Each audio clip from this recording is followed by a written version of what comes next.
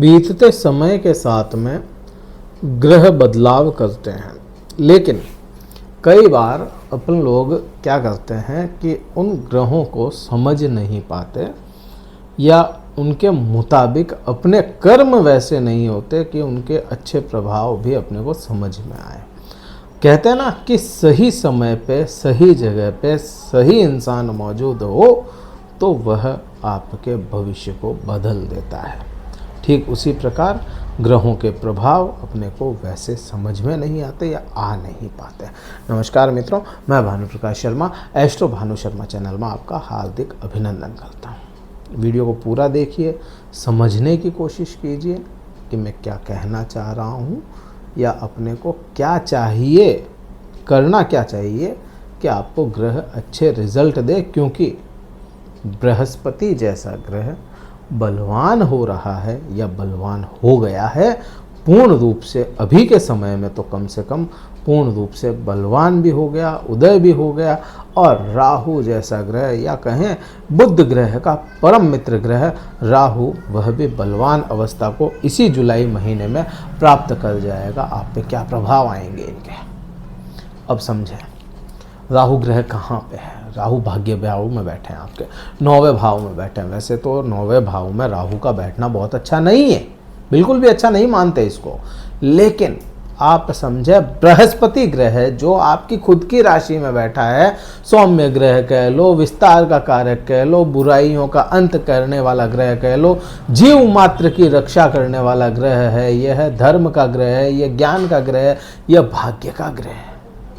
भाग्य की जो सारी की सारी बागडोर है ये बृहस्पति के हाथ में ही तो होती है। हाँ, आपके लिए भाग्य का स्वामी शनि है, लेकिन बेसिक देखोगे तो बेसिक में तो भाग्य का दाता ग्रह खुद बृहस्पति है ना। विस्तार करता है, बड़ा करता है सभी चीज़ों को, ज्ञान को भी बड़ा करता है। अब वो ग्रह जब लग्न में बैठेगा, राशि में बैठेगा, तो उसके प्रभाव तो आएंगे ही।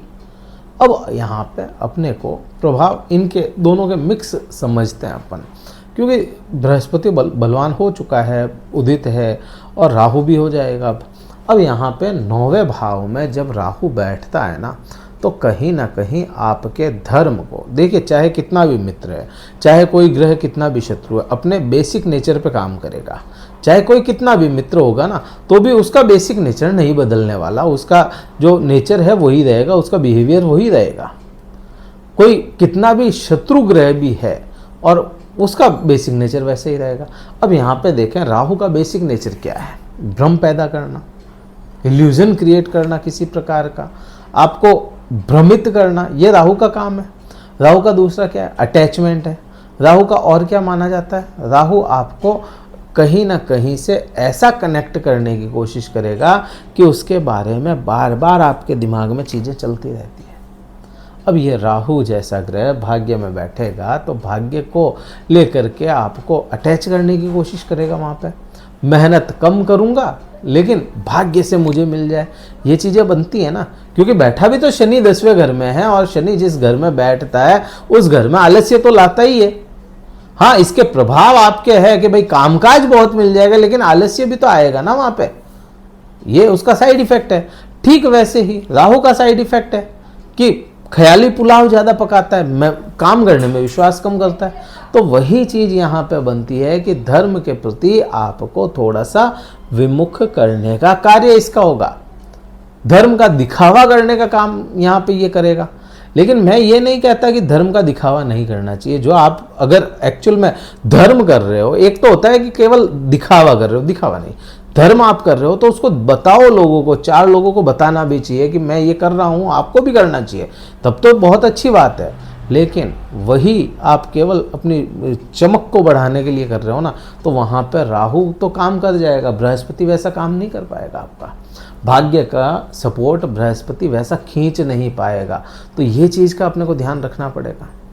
अब राहु क्या है? राहु प्रैक्टिकल ग्रह है, बिल्कुल प्रैक्टिकल है। राहु हो गया, शनि हो गया, ये बड़ी प्रैक्टिकल ग्रह हैं, प्रैक्टिकल बात करते हैं ये। अब राहु को यहाँ पे यही समझ में आता है कि धर्म तो है, हाँ होगा, बिल्कुल सही है, लेकिन इसका आउटपुट क्या है? प्रैक्टिकल क्यों नहीं है? ये प्रैक्टिकल है तो कैसे है? ये सब चीज़ें यहाँ पे ये राहु मांगेगा। राहु यहाँ पे क्योंकि विस्तार भी माना जाता है ना, बृहस्पति विस्तार है, लेकिन राहु बैरियर को ब्रेक करके आगे बढ़ जाता है, तो वो चीज़ है यहाँ पे। अंधा विश्वास तक कर लेता है राहु, तो वो चीज़ के लिए भी अपने को संभल करके रहना पड़ेगा कि अंधा विश्वास किसी पे ना चला जाए आपका। यहाँ पे 9वां भाव भाग्य भी माना जाता है। अब कहीं ना कहीं राहु बैरियर तोड़ करके भी बड़ी एक्सपेंड कर देता है, चीज़ों को अटैच करता है। तो यहाँ पे बृहस्पति को अगर समर्पित होकर के कार्य किया जाए, राहु को संभाल करके काम किया जाए। देखिए राहु दो धारी तलवार है, ये सामने वाले को तो काटेगी काटेगी, लेकिन खुद का भी सीना छलनी कर देती है कई बार। तो अगर संभल करके राहु से रिलेटेड कार्य किए जाएं तो आपके भाग्य में वृद्धियां भी होती हुई नजर आती है अपने को, बुरा असर यहाँ पे नहीं आएगा उसका। अब इस राहु का असर आप देखिए कि जहाँ बृहस्पति आपके लग्न में, आपकी राशि में खुद विराजमान है, तो वहाँ पे वह क्या करेंगे, ज्ञान देंगे आपको। आपके ज्ञान चक्षु खोलने का कार्य यह बृहस्पति करेंगे बिल्कुल। और आपको यहाँ पे किसी भी प्रकार के बुरे आपके कर्म थे, या कहूँ कि भाई आपकी किसी प्रकार की कोई प्रॉब्लम्स थी ना, तो उसको ख़त्म करने का काम करते हैं। आपके बॉडी में भी अगर कोई प्रॉब्लम थी ना, तो उसको भी यह ख़त्म करने का काम करते हैं बृहस्पति। लेकिन यहाँ पर राहु क्या करेगा, भ्रमित तो करेगा ना, उसका बेसिक नेचर है। यह राहु आपको भ्रम में डालने का कार्य करता है।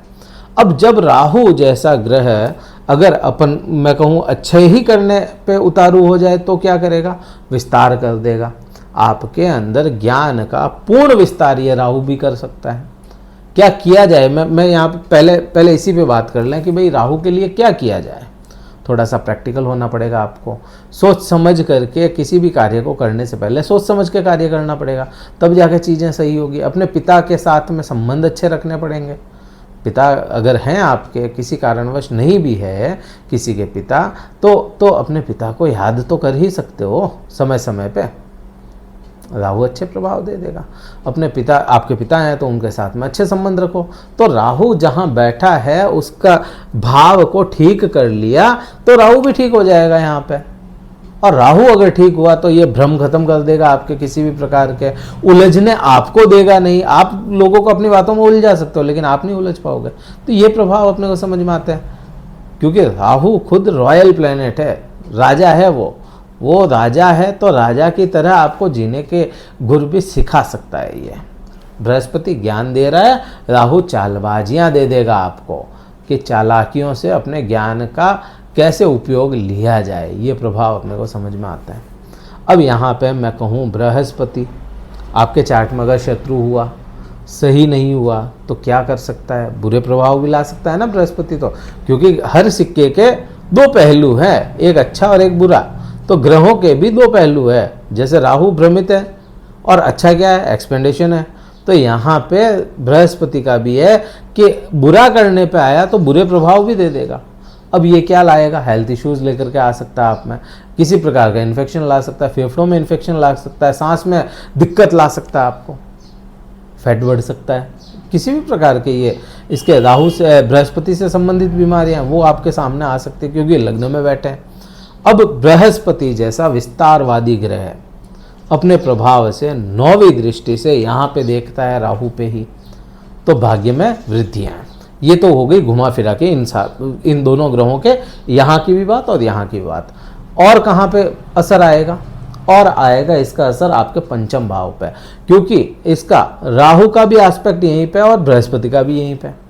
अब संतान के सुख की बात यहाँ पे की जा सकती है। 5वां भाव जो होता है वह संतान का भाव है, और 5वां भाव आपके ज्ञान का है, 5वां भाव आपकी शिक्षा का है, 5वां भाव ही विद्यार्थियों के लिए भी देखा गया है, या कोई इंसान जो जॉब को स्विच करना चाहता है, पुरानी जॉब से परेशान हो रहा है, वो भी यही भाव है।